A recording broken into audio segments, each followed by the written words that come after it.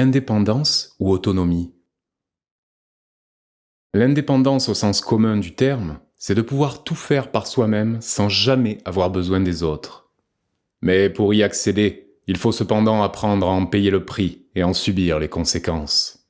Il y a par ailleurs une différence entre indépendance et autonomie. C'est un paradoxe qui peut amener bien des gens à la confusion s'ils ne possèdent pas l'art de les distinguer. En général, les personnes indépendantes vont développer l'habitude de tout faire par elles-mêmes afin de ne pas être obligées d'avoir recours aux autres. Ces gens le font dans un but bien précis, c'est-à-dire faire en sorte de ne rien devoir à quelqu'un qui aurait eu le réflexe de leur venir en aide. Les indépendants vont souvent faire de gros efforts tout seuls pour réaliser des choses, alors que ça irait beaucoup mieux à 2 ou à 3. Ils peuvent même aller jusqu'à se blesser ou risquer de briser des biens plutôt que de solliciter l'aide de quelqu'un, au risque d'avoir un jour à rendre le même service en retour. Avoir besoin d'un autre, pour l'indépendant, c'est quelque chose qui le fait souffrir. Pourrait-on parler ici d'une certaine forme d'égoïsme?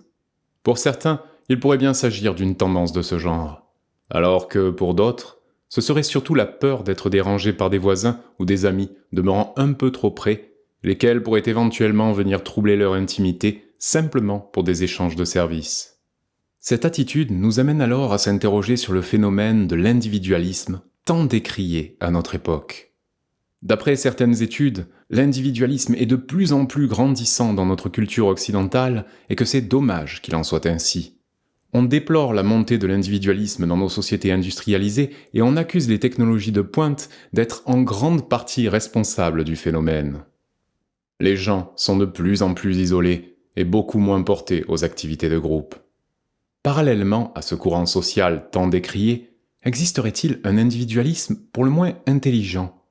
Nul doute qu'il existe parmi notre collectivité un individualisme intelligent, porteur de stabilité et de créativité, mais il faut au moins faire l'effort de le découvrir. Comme nous l'enseigne l'histoire, la notion de collectif, elle, prend sa source à travers l'évolution d'une culture socialisée. Il est sans doute plus commode, plus productif et plus sécuritaire de vivre en société plutôt que chacun de son côté.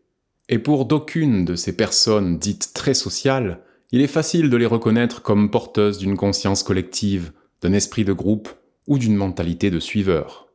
À mon avis, seuls les incapables et les non talentueux cherchent à se réaliser en groupe.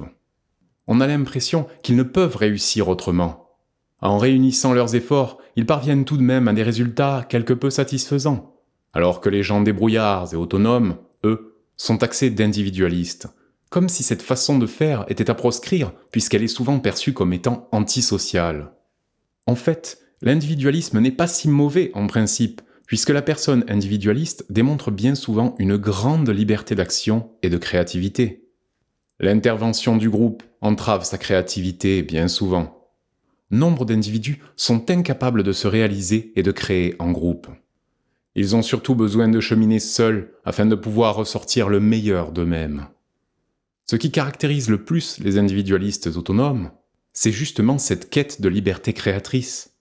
Un esprit libre va chercher à développer son autonomie au maximum.